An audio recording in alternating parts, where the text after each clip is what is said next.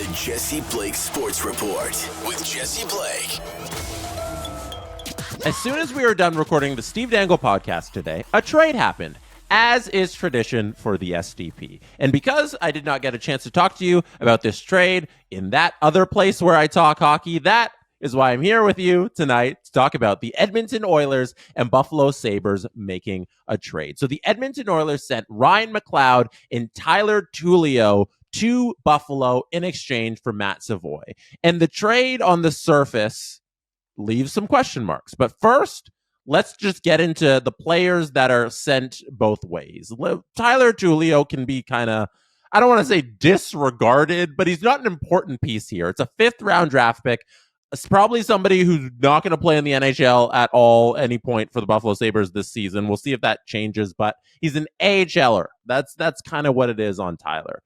Ryan McLeod, however, is the 3rd-line center that the Buffalo Sabres need, and they have acquired. He had a good performance at the end of the playoffs for the Edmonton Oilers. Ryan McLeod struggled mightily for the Edmonton Oilers to begin the playoffs, eventually got healthy scratched because of his lack of point production, but then had a good end of the playoff run with the Edmonton Oilers as they just fell short against the Florida Panthers. He was a part of one of the most impressive penalty-killing units of all time in the playoffs. He was a big part of that. Him and Warren Fogle, who went to LA, and now Edmonton has also lost Ryan McLeod. But Edmonton, why they did this deal is they don't have the cap space to keep Ryan McLeod. Ryan McLeod carries a $2.1 million cap hit for next season. He's not an offensive threat at all moments, but he's a great two-way center. And there's not room in Edmonton's lineup for him. If we're being frank, at that cap hit, at this place where they are in their organization, they need to dump that salary of Ryan McLeod's and get another piece. And that piece they got back is Matt Savoie. And for Buffalo, the reason they acquired Ryan McLeod is they need center help. He's going to be great depth. He's going to play on the 3rd-line center, like I said, is probably going to be his place at the line. It's July 5th. I can't predict the line that much, but it looks like he'll be their 3rd-line center, which is good for Buffalo. This is what they need. They need help in the forward group. They need help at a lot of places, to be honest, but having Ryan McLeod will definitely help. And Matt Savoie, Buffalo is rich with prospects. They drafted another center in the 1st round this year. They have a lot of centers in the system. He was being squeezed out. He also did not have very many healthy seasons, but when he was healthy, he was fantastic. 47 points in 23 games. Winning the Memorial Cup with the Moose Jaw Warriors this season. He had 24 points in 19 playoff games. And like the regular season, I said 47 in 23. But Matt Savoie has dealt with a ton of injuries. And I haven't even mentioned the most important part about Matt Savoie and the reason why this trade leaves some questions. He's the 9th overall pick from not this past draft in 2024, not the 2023 draft, but the 2022 draft, which is very recent.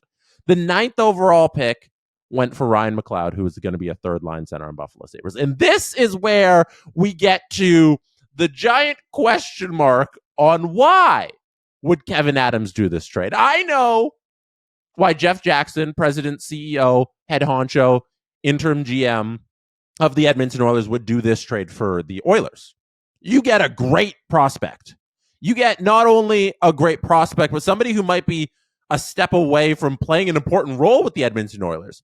Having Connor McDavid and Leon Draisaitl locked up long-term on giant contracts, which I assume is coming soon, you need these pieces. Young guys. Matt Savoie's still on his ELC. He's played 1 career NHL game, 11 career AHL games. He's still on his ELC. You need great talent who's eventually going to be a winger somewhere in this lineup on cheap deals to keep your contention window open. This deal is perfect for the Edmonton Oilers. Edmonton Oilers fans, be happy with one day having Matt Savoie playing on the wing, because he's a center right now, but he'll probably be shifted to the wing if you look at the trajectory of his career and where he's been playing. Buffalo, on the other hand, let's get to the Buffalo side of this, because the value that Kevyn Adams has placed on Matt Savoie makes no sense. 2 years ago, you took him in the top 10, 9th overall, and now you're moving this player for a 3rd-line center. That is terrible value for that high of a draft pick.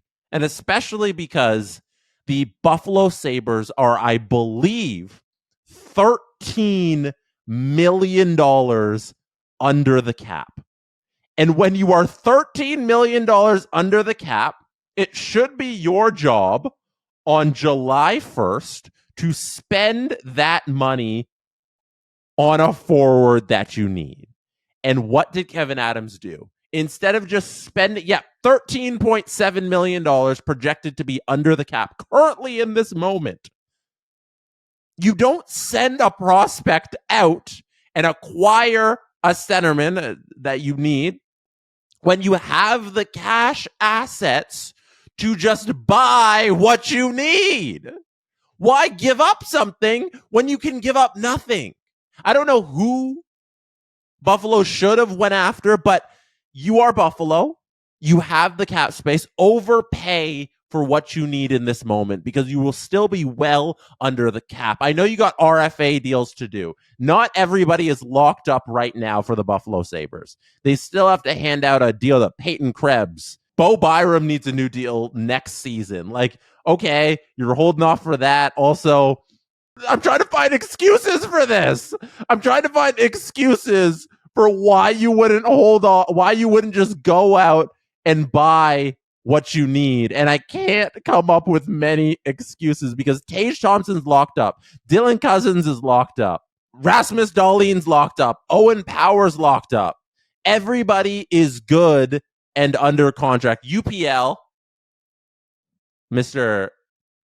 Pekka Luukkonen, needs an RFA deal as well, but that's not going to all cost you $13 million. I'm going to say it one more time.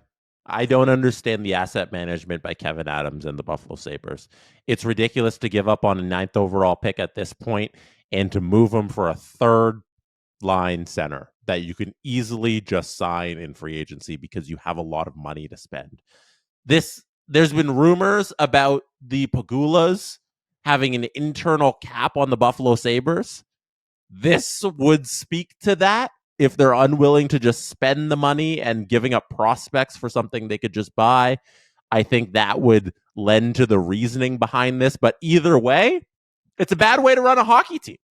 It's a bad way to run a hockey team. I wanted Buffalo to take a step last year. They didn't do it. I want Buffalo to take a step this year. I don't know if they're going to do it based on how they've done so far this offseason. And wow, it could be another long year for Sabres fans if this thing doesn't project way higher than it looks right now. Interesting tidbit as well to throw in. Fun fact before we close this out here. Edmonton cut Matt Savoie's brother, Carter Savoie, like a week ago. He spent two seasons with AHL Bakersfield, and they just cut him, and then now they've traded for his brother. So hilarious situation there. I assume there's a lot of bickering going on in-house, or like hopefully Carter's just happy for Matt. You know, if you're a good brother, you're just happy for him. But that's a real fun little wrinkle to this whole story. Let me know what you think about the trade in the comments if you're watching on YouTube, or if you're listening on audio and you're interacting with the show, which you can find this on audio on Spotify, on Apple, wherever you get your podcasts, you can find this as well. Let me know wherever you interact with the show. And if you like this video, hit like. If you really liked it, hit subscribe. I always appreciate every subscription I get, and every like on every video. So please do that. I appreciate it. That is it for me. I will see you back very soon. Good night from Toronto. And that is how it's done. The Jesse Blake Sports Report with Jesse Blake. Jesse Blake, the guy that likes to hear his name twice in one sentence. Sure, I know him. No, he doesn't have an ego at all.